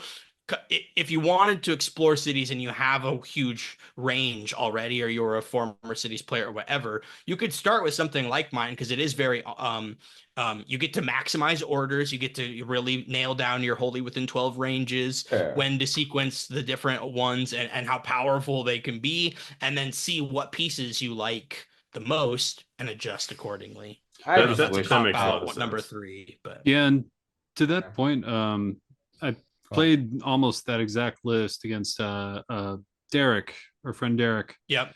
Mhm. Um, They're and Derek's models. My list is that's named Derek. that's what I was wondering. It's So I submitted played into BCP as Derek. I Yeah. I played Nice. that list, and that I think that was off of my first game with Daughters of Cain, so I had a lot of learning to do. But the one thing both of us actually walked away from that game saying was your list could really use Dark Riders. Like Mhm. 2 units of Dark Riders in that list, Mhm. dropping something would then make some really, really nasty charges where it needed to be And that's what we both walked away from it. Oh yeah. To that point, like Cities has so much that you can do with it. It's almost it's not as crazy as it used to be, where it felt like 5 books in one. But Yeah. yeah, I really like your last point. Yeah. I think that'd be it, my favorite one. Now, one little addition, just because I did totally interject into point number two. If you had another point you wanted to make, let's give the people a bonus point. If it wasn't Callus and Toll, what would it have been? ooh, that when you play this army, I think that like doing a mixed arms approach is pretty good, and don't feel weird about not being able to give out all of your buffs everywhere you want, right? Like the fact that I was able to split the Fusiliers, right, and then rearrange the drops and do all that, like really diversify was really important, especially like knowing that in some cases I could give my opponent a juicy target with a executioner, like, oh, these guys are way better on the charge and they're over here out of position, right? But then really it was a bait and switch because I'm like, okay, I'm laying the trap because the rest of it's coming this way. So Mhm. uh just realizing that with this army you are going for weight, you are going for pressure. I don't know. Yeah. I like it. I Yeah. like it. And It's a really also, fun army, but it's a lot to think about, and I yeah, probably won't play them again. But that's fair. But also I want to say just the mindset of yes, I have other basic infantry. I could have got steel helms, but no, I need the range from my Fusiliers. They're cheap as shit. yeah, And it's just they can sit on an objective and shoot. They're threatening enough to be a screen where people have to deal with them. yeah, When they're survivable enough right. that you don't give a People shit are if you like putting die. them like, okay, they have 18-inch range. Okay, I'm gonna be 18 and a half inches away from that. I'm like, Go move yeah, in you three, got it, dude. buddy. You Yeah, It's did like, it. good right. luck. Yeah, well, I don't Good even care luck. about that. I'm like, yeah, neat. They could shoot nothing. Like, I don't care. They're Yeah. there to die. I don't think Yep. people. A slight tangent. I won't go too long on it, but in a Discord that I'm in with people that I really like and respect, and I always see Uh-huh. this argument come up, but how does it kill stuff? Or it's not enough damage, How and does I it just kill stuff? Did they yeah. not see the fucking executioners? Well, no, not this list, but just a unit. We're talking about Oh, an sure. army or a build or something. Sure, Like, sure, I sure, just sure. don't know how it kills stuff. And I see that argument all the time, and I'm like, oh my God, you got to stop talking about this. You can Yep. win games and never fight, dude. Yeah. If Yep. the list is Mm-hmm. if the list Yeah. is a sitting list, you don't need to punch. You need to sit, Mm-mm. right? So, Yep. just try to keep that in mind when you're building this. Like we talked about how you could do like an all dark rider thing. Like that would be Mm-hmm. one where yeah, you could go in, but you could also do fine just sitting and shooting, just being Yeah. nasty. Or half of them go pin and the other half chill, Play the Well, that- Moneyball remember, meme clip. right, It's exactly. how does well, it that how does it work? It gets on base. Yeah, How do I right. hit home? It gets on base. that's It's that's exactly like the point that a lot Yep. of people miss in those forums, right? Which is like they Mhm. lean towards, can I delete the entire opponent's army on turn 2 or something, right? Right. Where it's like, that's not how you win a game. You win a game Right. by playing to the objectives Mhm. and getting there on time, right? Did Making sure Mason that you kill a pace bunch of yourself. shit? Mason Yeah. killed a whole bunch of shit.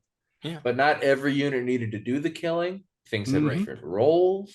They've got Yeah. different ways to go about how they do their killing and what they do. We have different methods to go into it with the 3d6 charge from cities. We're talking about putting on the +1 save, even from the ability of which we didn't even bring up, but you brought him with the cities the human wizard, Warforger. the Yeah. Warforger. Thank you. Yeah, that just lived on the command core, right? That was just Yep. there. Yeah, and that's how you got your 3-up save, and then they had their 5-up ward, and then they Yep. could all out defense if they wanted to, and then they just weren't moving.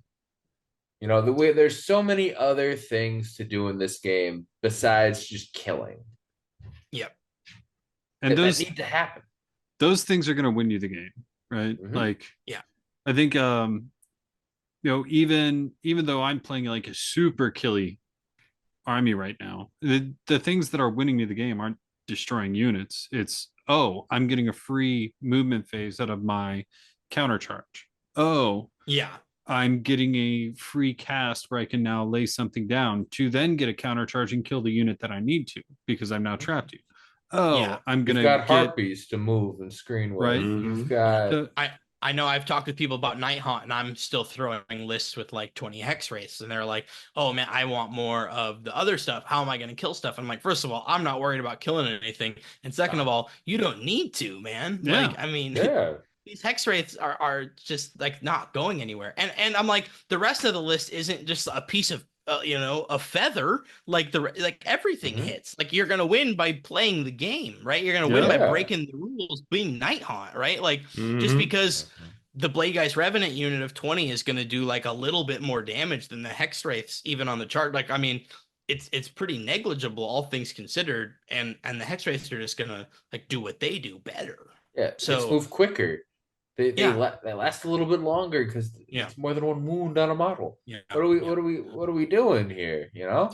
I'm And gonna even add for every listener, for every player, practice your deployment at home. You're right. Clear some space on the Oh my counter and god, measure some yeah. stuff and put out some things terrain. We have the terrain maps now, so you can know like exactly where something's gonna be and just guess the size, right? Guess Yeah. big if you want to be extra safe, right? But Mhm. Mm-hmm. measure out that space because it's the one time where you can put your models where you want. And people in this tournament against me lost the game at deployment, you know? Yep. And Yep. so practice where you, especially if you're going to castle, practice where you want stuff to go. Like practice if Mm-hmm. they are going to be really aggressive with shooting and you've got to be safe. Practice if they're going to like alpha you with a bunch of Varangard or brutes or like Craig knows 3d6 charge, all the destruction stuff, right? Like Yeah. double layer your screens, take pictures of it. You know what I mean? Mm-hmm. Like, because then when you go back down to the table and your opponent's describing your army, you're like, okay, okay, you're gonna all alpha me? Okay, sweet. I'm gonna like boop, boop, boop. Okay, look at my phone. Neat. Unpack it, right? Yep. We talk about building a roadmap and a plan and how you want to do your tactics and how you want to like do your army. Well, this is something you can do at home without an opponent, without a computer. You've got your models, you've got space. You don't even need a full-size Warhammer table, just your Yep. deployment area and practice it. Get that coffee Measure it. table out. Yeah, yeah. and to On further the underline Great floor, that fuck point, it. advice. Great advice. to further underline that point, that is, and I think Mason has heard me say this multiple times now. That's the only part of the current builds that I'm making with Sisters of Battle, or not. Oof, look at me working on my wife's army for her and getting that mixed up on Daughters of Cain, and is deployment phase. So Yeah. Mhm. that you can lose entire games in deployment phase. Yep. But to further outline the non-damage thing, there are 14 battle tactics total in this game right now. Only 5 of them include killing something, and 4 of those are specific to an order that you pick, right? So like making sure that your units can fulfill the other battle tactics will win you more games than Mhm. having Yep. the unit that can kill everything. It's 4 Right. points. Being Do a ready sure for thing. it, being ready for it in your deployment phase will help you succeed through all the rest of the game. Like Mason was just saying. I just Yeah. really wanted to drive that point home for players who are maybe stuck on that, one website that says this is how much you can kill, right? Like you don't need to. You can play Mathhammer the does game and win not you. kill anything. Yeah. Yeah. Mathhammer is good when you have accepted all of the stuff we've just all said and you've approached Yeah. list building and you're like, okay, cool. What hammer do I pick to do Mhm. that hammer roll? That's Yeah. where the math hammer is going to come in helpful. Mhm. Okay.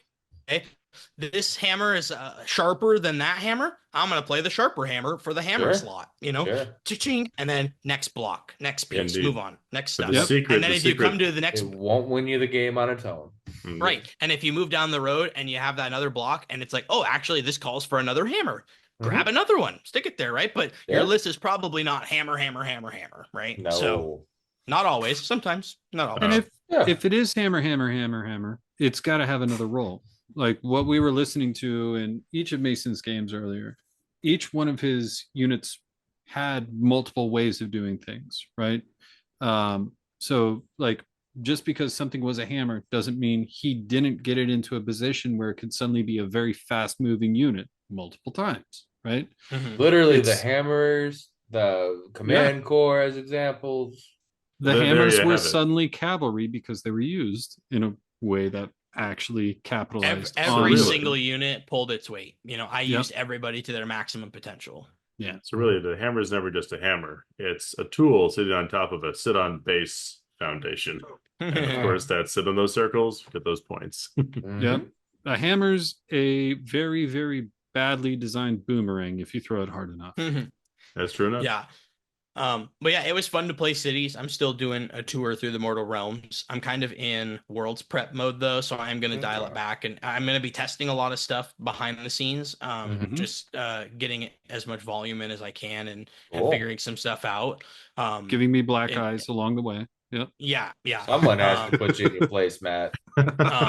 Every day. And so we'll see where stuff lands and how that kind of practice goes. I have a couple of rules. Normally I don't play an army if I win with it. And I've been trying to play through all of the armies at GTs with the help of my friends. So cities I had already played at a GT with the new book.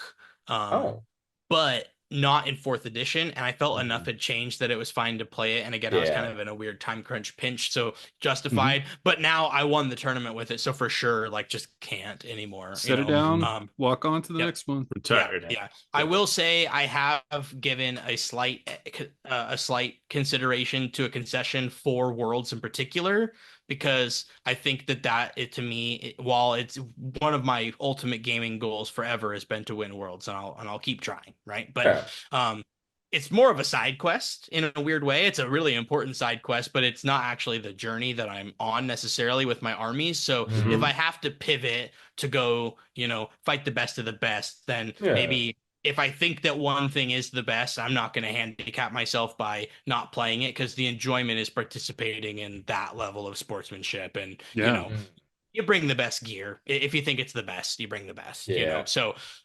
just for anyone that, my 3 fans out there, like if I play Night Haunt or you got 3 fans right here, buddy. Yeah, right. Exactly. Yeah, you do. We are the foundation upon which the other fans make. Right. Because I'll definitely test Night Haunt. There's no, I have to, So you definitely, maybe I bring them. Maybe I bring Lumineth, Probably not cities. It's just too much to think about for that big of a tournament. It's just a lot. And I can't, and I don't feel like I'm gonna use the tricks as appropriately when everyone should know. I give everyone more benefit of the doubt, perhaps, that they're gonna know what I'm trying to do most of the time. That's fair.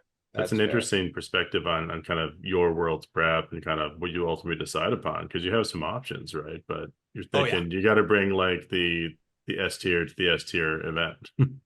For sure. Yeah. I just love the goal statement, right? Like the fact that you've got your goal statement out there, right? And it may not be like the end all thing that is the most important, but it's definitely the most important side quest that you've got sitting on your list, right? Of course. And so like getting there is going to be a fun task in and of itself, but I love the prioritization of the fun of playing multiple armies, but knowing that when it comes time to get to that side quest, you are willing to do what it takes to fulfill that goal. That's great mentality. I love that mentality. In my gamer world brain, right? Like that's been a side quest that's constantly locked. And then for a short period of time, if you do the right stuff, it unlocks. And you have a short window of time that you can try to complete it, right? And so I've played a few games and I've participated in world championships, but I've never won, And so Sigmar since 3rd edition came out. So just like that's right then is when I started. So I'm feeling good. I know that I'm a strong player and I'm confident I can do well, but I have no expectations of winning this time around, so I want to compete. I'm not going for just the laughs of it. I'm definitely going to compete because I think it's important to take something like this seriously, because I know everyone else is. So so it's definitely still my side quest, and it unlocked again for me, and so now I'm prepping for it the best that I can. And you got to decide, like, do you want to go with the meta or do you want to try to be anti-meta, right? Do you want to like push push at odds, or do you try to dodge those, right? Do you hedge your bets and say, okay, I could play option C, which is not as good as A and B, but is better into the rest, right? So you've kind of got some weird choices you need to make when you expect every game, all 8 of them, to be against 5-0 players, because everyone here had to win an event to come, And if somebody has gone 5-0 at any event, especially a golden ticket event, because normally it means it's a higher attendance and not the first one and has some prestige to it generally, you should always fear that player, like that is no easy feat, Yep. Yeah, it's gonna be fun. I'm excited about it. Got a lot Good, of testing man. to do. Well, this is going to be exciting. I mean, as you kind of hone in on that, to the degree you can talk about it ahead of time, we should have a road to Worlds kind of catch up, and Sure. certainly afterwards we got to talk about what happens. Big time. Yeah, it's the tournament itself is the week before Thanksgiving. So I've got one more event between then and now, which is Feast of Blades, and I know Matt is just waiting for me to sign up, but I'm gonna tomorrow probably. Okay. Hey, man. I'll be there. And anybody else in the Pacific Northwest, I'll go ahead and take the time to say it. Yep, I'll be TOing Feast of Blades. It's going to be up in Washington. Bremerton, Washington. Bremerton. I'm always mixing up Bellingham, Bainbridge, whatever, man. I'm a Marylander. Everything sounds wacky out here. Bremerton, Washington, on the other side of the bridge. Yep. And it is in a hotel. There's a great team that's leading reasonable this. Accommodations. Yep. And you'll get a squig if you win, in addition to all the other prizes. I have trapped the squig. And it is you have very to keep upset. It's contractually obligated. Yeah. You have to keep it. If you do want to donate it, there's a local ASPCA that will probably take it. But also, they've already lost a finger or two from the thing, so it may be a little sketchy. Either way, it's going to be a very good tournament. I know that the guys that have put it together bring a lot of love, and show up if you're around in the area. I'd love to have you there. And if there is a buy, you'll play me and I'll have my pins. So if you beat me, you get an I beat Matt pin. Fantastic. Oh, well, this is quite the allure. So everyone who has an opportunity to play in that should definitely do so. Yes. Well, guys. Yeah. I think we might have come to a reasonable spot. Thanks for letting me word vomit all night again. No, word vomit. No, Shut man. Up. Nonsense. Acorns of wisdom. I hope people gain some insight. That's all. And I do every time you come on. So the rest of us screw off if they can't figure it out. If that's word vomit, that's a delightful vintage, and they should probably call it that in the bottle. Right. Indeed. This is worse staying up till 1:30 in the morning recording just to hear this shit, man. I'm down. Absolutely. Man. Well, I love it. Thanks for having me. You guys, on the, if you want to chat with me, I'm on the Always Strikes Last Discord. I'm in a Pacific Northwest Discord. If you get in touch with any of these guys, they'll get you in touch. I'm an open book. Any questions you want advice. Mason's always there. I don't do full coaching, but you definitely will get replies. Promise. So. You're being too easy. You can get minor, lesser coaching from the rest of the people in there, I think. Although we do have quite a few of the guests in there, but you can always reach out to Mason through the Always Strikes Last Discord. Join the Patreon; it's the easiest way to get in for pretty much nothing. Yeah, base tier, less than a cup of coffee a month. Than a cup of coffee. Even if you make your own, actually, I think we did the math on my side. But I buy expensive coffee. I don't buy the Dunkin'. And you're out. Sorry. Like also, if you drink like 10 cups a day, you get burned through a bag pretty quick. That's fair. Yeah. How'd you know? How did you know? We're brothers in this, man. This is truth. This is truth. So to the good place we have come. Thanks so much, everyone, for listening on. Have yourselves a great night, morning, day. It's night for us. So it's very late. Indeed. We're gonna stumble into the last word. The last word. Always fighting for it with jilted speech. Hey, say something.